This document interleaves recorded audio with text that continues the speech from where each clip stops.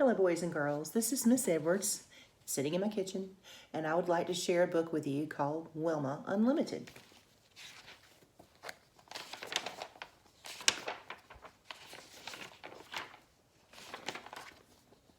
No one expected such a tiny girl to have a first birthday. In Clarksville, Tennessee, in 1940, life for a baby who weighed just over 4 pounds at birth was sure to be limited. But most babies didn't have 19 older brothers and sisters to watch over them. Most babies didn't have a mother who knew home remedies and a father who worked several jobs. Most babies weren't Wilma Rudolph.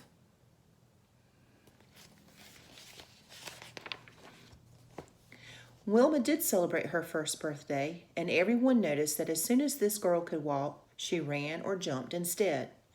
She worried people, though. She was always so small and sickly. If a brother or sister had a cold, she got double pneumonia.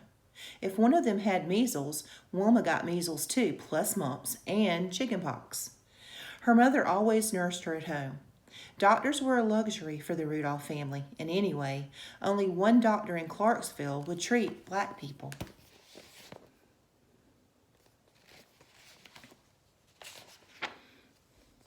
Just before Wilma turned 5, she got sicker than ever. Her sisters and brothers heaped all the family's blankets on her, trying to keep her warm. During that sickness, Wilma's left leg twisted inward, and she couldn't move it back. Not even Wilma's mother knew what was wrong. The doctor came to see her then. Besides scarlet fever, he said, Wilma had also been stricken with polio.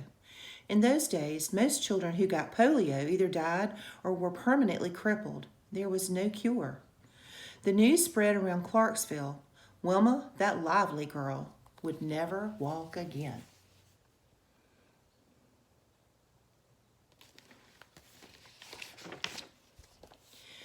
But Wilma kept moving any way she could. By hopping on one foot, she could get herself around the house, to the outhouse in the backyard, and even on Sundays to church. Wilma's mother urged her on. Mrs. Rudolph had plenty to do: cooking, cleaning, sewing patterned flour sacks into clothes for her children, now 22 in all. Yet twice every week, she and Wilma took the bus to the nearest hospital that would treat black patients, some 50 miles away in Nashville.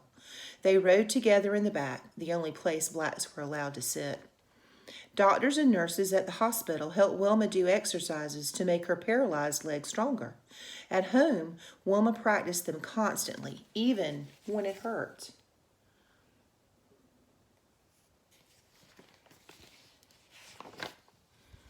To Wilma, what hurt most was that the local school wouldn't let her attend because she couldn't walk.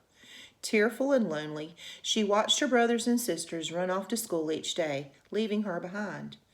Finally, tired of crying all the time, she decided she had to fight back, somehow.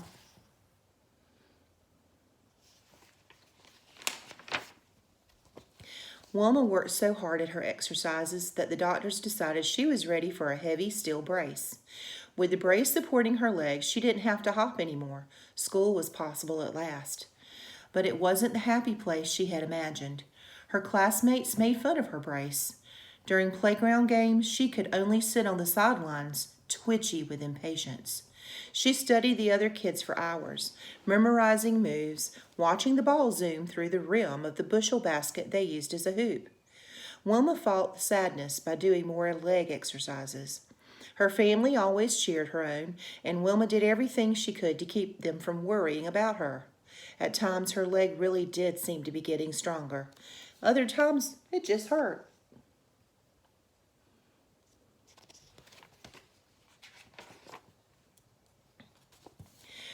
One Sunday, on her way to church, Wilma felt especially good. She and her family had always found strength in their faith, and church was Wilma's favorite place in the world. Everyone she knew would be there, talking, laughing, praying, and singing.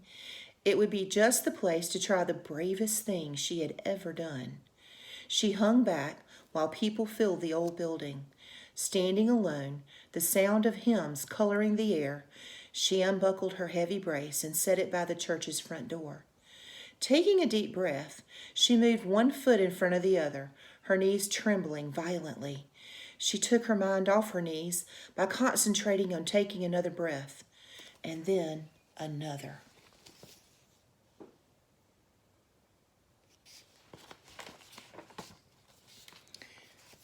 This is a picture of her walking down the aisle of the church. Everybody was so surprised. Whispers rippled throughout the gathering. Wilma Rudolph was walking. Row by row, heads turned toward her as she walked alone down the aisle. Her large family, all her family's friends, everyone from school, each person stared wide-eyed. The singing never stopped. It seemed to burst right through the walls and into the trees. Finally, Wilma reached a seat in the front and began singing too, her smile triumphant.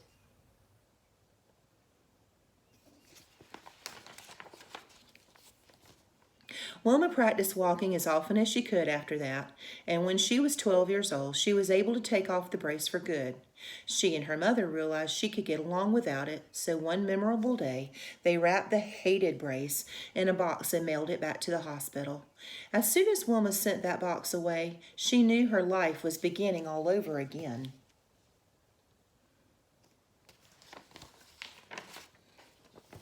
After years of sitting on the sidelines, Wilma couldn't wait to throw herself into basketball, the game she had most liked watching.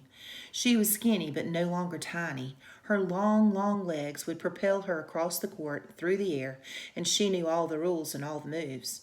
In high school, she led her basketball team on to one victory after another.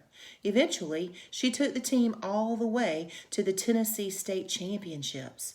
There, to everyone's astonishment, her team lost.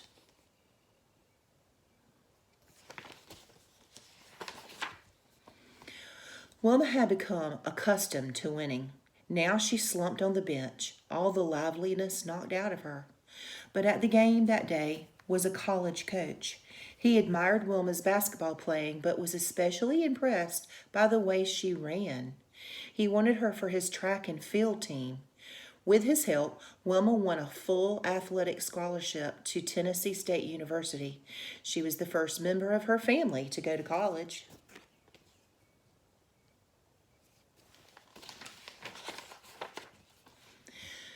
Eight years after she mailed her brace away, Wilma's long legs and years of hard work carried her thousands of miles from Clarksville, Tennessee. The summer of 1960, she arrived in Rome, Italy, to represent the United States at the Olympic Games as a runner. Just participating in the Olympics was a deeply personal victory for Wilma, but her chances of winning a race were limited. Simply walking in Rome's shimmering heat was a chore, and athletes from other countries had run faster races than Wilma ever had. Women weren't thought to run very well anyway. Track and field was considered a sport for men, and the pressure from the public was intense. For the first time ever, the Olympics would be shown on television, and all the athletes knew that more than 100 million people would be watching.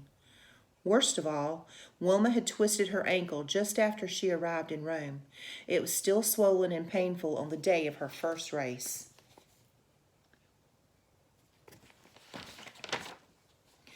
Yet once it was her turn to compete, Wilma forgot her ankle and everything else. She lunged forward, not thinking about her fear, her pain, or the sweat flying off her face. She ran better than she had before, and she ran better than anyone else. Grabbing the attention of the whole world, Wilma Rudolph and the United States won the 100-meter dash. No one else even came close. An Olympic gold medal was hers to take home.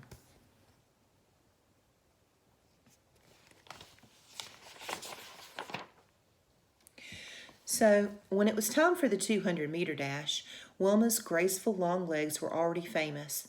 Her ears buzzed with the sound of the crowd chanting her name. Such support helped her ignore the rain that was beginning to fall.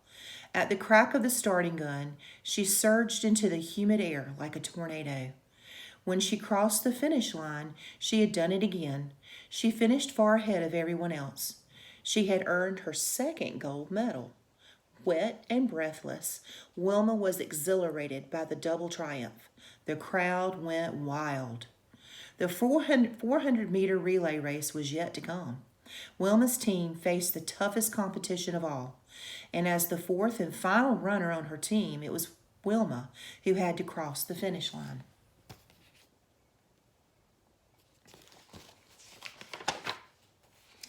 And this is a picture of all the runners.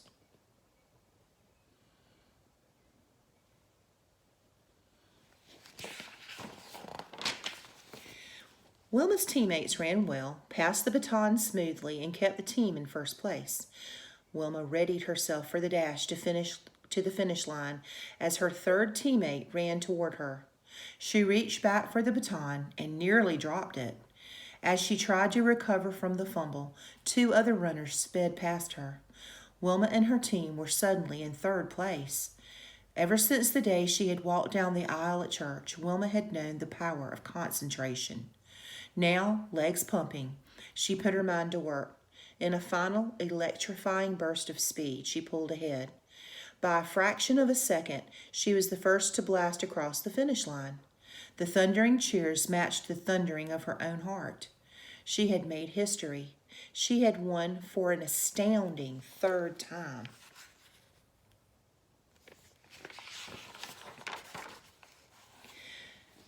At her third ceremony that week, as the band played the Star-Spangled Banner, Wilma stood tall and still like a queen, the last of her 3 Olympic gold medals hanging around her neck. Wilma Rudolph, once known as the sickliest child in Clarksville, had become the fastest woman in the world.